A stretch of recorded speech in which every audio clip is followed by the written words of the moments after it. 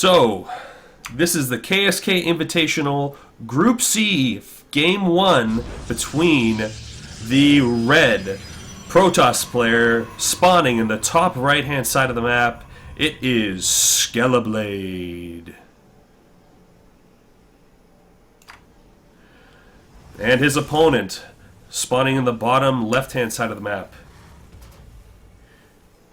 is the blue Terran EpicD.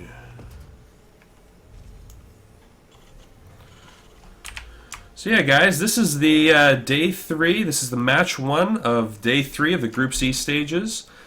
Skeleblade sending out that quick little scout across the map. He's going to see if he's doing a quick expand. But this was supposed to be an all-Terran group, but it's not turning out that way.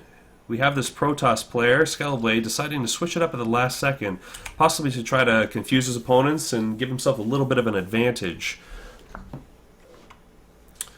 This probe got a pretty decent scout off, but nothing really to be told. Pretty standard opening from both. They're going gas fairly early, and it doesn't look like looks like Skeleblade may be saving up for that expansion. But EpicD doesn't really have any plan for that. He's just putting workers out. He's getting gas. And he's starting a Reaper. So this Reaper opening is pretty standard, what you would expect out of a Terran player. It works fairly well on this map with a lot of avenues to get up on, because this is Dusk Towers. Oh, and we are seeing a proxy go down right now, a proxy barracks. Now it's on the high ground right here, so this is probably for Reapers only. I can't really see it much use beyond that, but this is going to have a great first Reapers out on the map. And this probe here is going to see this Reaper go by. I'm not sure he did notice the Reaper. He did not click on his probe or go to the area to actually see it. Now, yeah, so it looks like he's going to go for a Reaper aggression right now. That early gas makes a lot of sense, and that second barracks is done. He's probably just going to be pumping out Reapers here and try to finish this game as quickly as possible. This is going to get a lot of damage done. There is no defense here currently for the Protoss player. He does get one probe, so it's already quite an advantage, but that Stalker is finally out. It is going to make quick work of this Reaper. Looks like EpicD, though, on the back of this is going to continue building Reapers. But this Stalker looks like it's going to keep this Reaper at bay, and it's finally going to be able to escape out.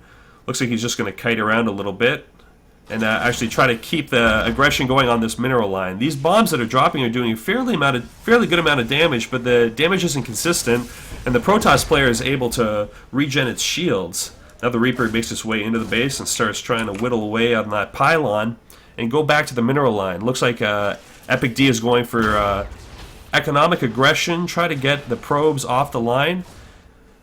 And now the second Reaper's here, but this high Adept, high Stalker army just looks like it's may clean this up. This is probably the right solution for this. And more Reapers are going to get put out. It's going to be produced by EpicD, but I don't think it's going to be a very... It's already starting to fail a little bit. He's not clumping him up and using that bomb ability on the Reaper to its advantage. And it explodes. Another one comes here. He's just throwing units away. He's not really using them effectively.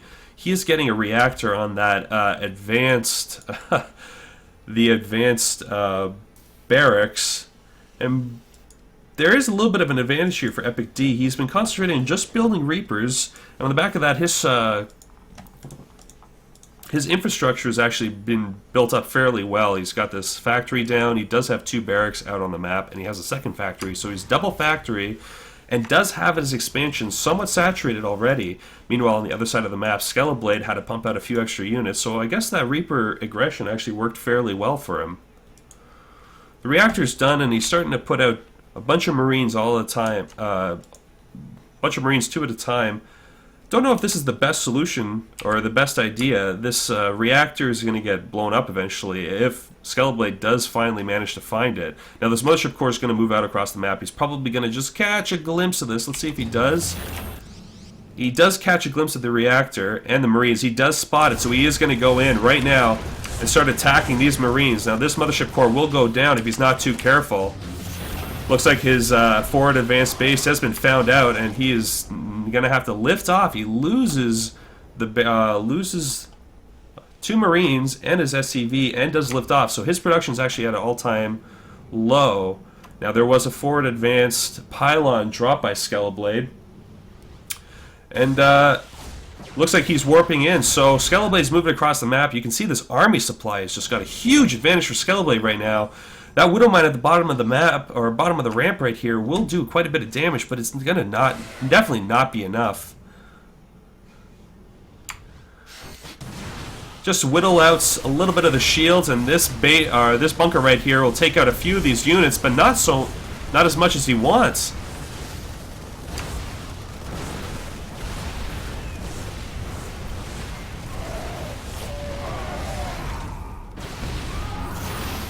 Taking out those supply depots at the top of his ramp, put him into a supply block, and right now he's sitting at a huge advantage with workers, but no army to deal with this whatsoever.